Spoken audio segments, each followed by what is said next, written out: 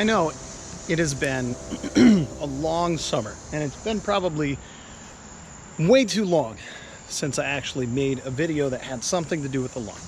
But the cool thing is I got some tenacity and I went through this last week and I sprayed all of this, and I realized it's probably a little bit dark out right now, but this has done wonders. I was nervous about whether or not I had wasted my $50, but look at the work that this is doing. So I'm super excited about what the tenacity is going to do for the front yard. All of the Next, or the Green County fertilizer applications that I've been doing all year long, which include the RGS, the Humic, the Aerate, and the Microgreen, have done wonders. This has never looked so good, and I was apprehensive when I started. Was it actually going to turn out as good as, you know, John talks about, Ryan Knorr and Connor Ward? And I'd have to say it does. Before we get to the backyard, there's a couple of things that I want to address. This corner right here has always been a trouble spot for me. And I've always wondered, was it compaction? Was it the type of seed that I have? Was it a lack of water? And I did some really interesting research after listening to Alan Haynes. He actually does a podcast called Lawns Across America, and he was talking about soil temperatures and how that affects growth of like cool season grasses. Of course, we're in a transition zone. We're here in Charlotte. I went and stuck a meat thermometer in the ground right here, and what I found out was pretty surprising. About 85 degrees right here. Over here, just on the edge of the shade, in the 70s. There's another trouble spot that I have, and I've always wondered, why does this spot here look so good? And then right over here, not very far away, does this look so bad? Look at this, heat zone, heat zone, heat zone. It was 87 to 89 over here.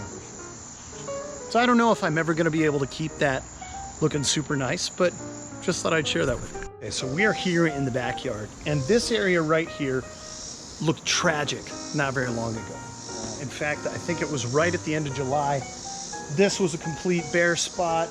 Everything here looked almost completely brown and dead. I hit it with water twice and it came back. Since then, it started to rain. It's rained twice in the last 2 days. We've probably received almost an inch, if not more, of moisture each day. This looks awesome. So what's the problem with this side? Why does this side look sparse? Okay. Well, you know why this area looks sparse? Part of the reason is that when we started out, I took the side and I buried it. If you remember earlier this year, I buried it in compost. And what that did is it reduced the number of actual grass plants that were on this side. And so we started with a large reduction in the number of grass plants, or healthy grass plants for sure, that were on this side. And we got a pretty good stand, but again, you know that tall turf type fescue is a clumping grass, okay? And as it died back, we realized that we had fewer and fewer and fewer plants. Now, if you come over here and you look at this side, looks super healthy in comparison, right? You can see the lime green or the white areas are where I sprayed tenacity on the crabgrass, and it's actually dying away. Why does the other side look so good? I haven't sprayed it yet. But the rest of this, I would say, this is as healthy as it has ever looked. And I would again go back to crediting the Next fertilizer solutions that I've been putting down, the Aerate. Like, the ground is soft when I walk under it. The rain that actually comes down doesn't run off, doesn't just pour off, soaks down into the ground. My assumption is that if we actually went and stuck a shovel down in here, we took a section of the grass, we took a look at it, I bet you would see, even for the summer, which is probably a weird time for root development to happen, I think that you would see deeper roots than when we did cores last year. And last year, you can remember that those cores only produced roots that maybe were a maximum that long. I planted some of this tall turf type fescue that I got from one of the big box stores. It was either Home Depot or Lowe's. I planted that in a pot with potting soil, and I grew it all last year. I got roots that were that deep.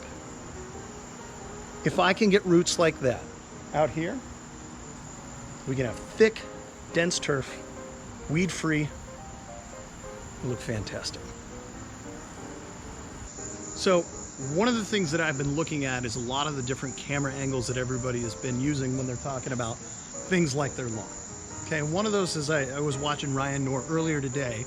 I noticed that most of his shots were a steady shot. If anything, he would move the camera to show something rather than carrying the camera around like John does on a regular basis. Connor does a good job of doing a contrast between both carrying the camera around and actually doing some still shots. So I'm gonna just try to address the camera more so from a still shot setting. So thinking about my lawn moving forward, there's a couple different things that I want to do. Number one, in the back, which we saw earlier, reference that in this video.